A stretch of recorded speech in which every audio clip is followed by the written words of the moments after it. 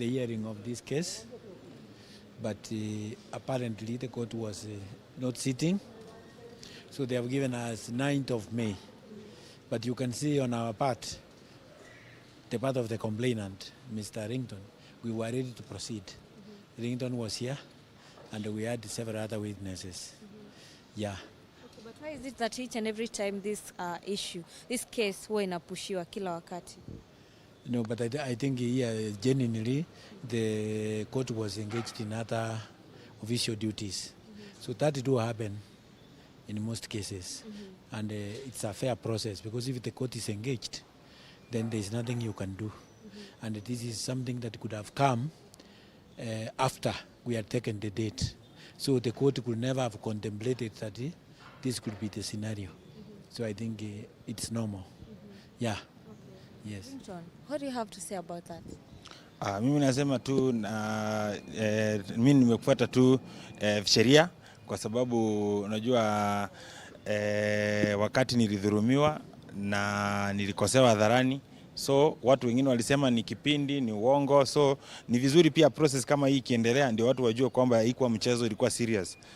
Nilidhulumiwa nikakuwa mgonjwa, hata niko na issues za kichwa mpaka wa leo, naendelea kuendelea through matibabu. So mimi najua, naamini judicial ya Kenya itaweza kudeliver judgment ya ukweli. So ni hivyo. Mimi sina ubaya na mtu, nishasamea kwa moyo wangu. So lakini lazima tufuate sheria pia. Yes. I think at the moment that is not in the picture at the moment, because first of all we want justice to be done and to be seen to be done, but we can't rule it out. The challenge we are having is the attitude of the other stakeholders. You see, he has already forgiven, and that is the maximum we can do. As the complainant, there is nothing much you can do other than forgive and move on. Yes. So we know the law allows, under Article 159 2C allows reconciliation, but reconciliation takes two parties. Yes. So the other party is not willing to reconcile? The case must proceed on merits first. Yeah. Yes. That's our opinion.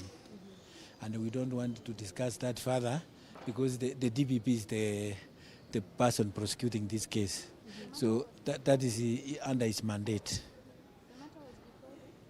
Yeah? Court 8, yeah. In Kibera. Yes. Mimi naweza sema, unajua Biblia inasema gonga itafunguliwa, itisha utapewa. So sitaki kusema zaidi ya hiyo, nimesema tu Biblia inasema itisha utapewa, gonga utafunguliwa.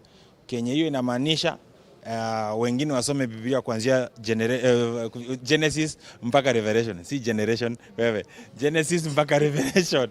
Mimi nishasamea kwa moyo wangu, lakini Biblia inasema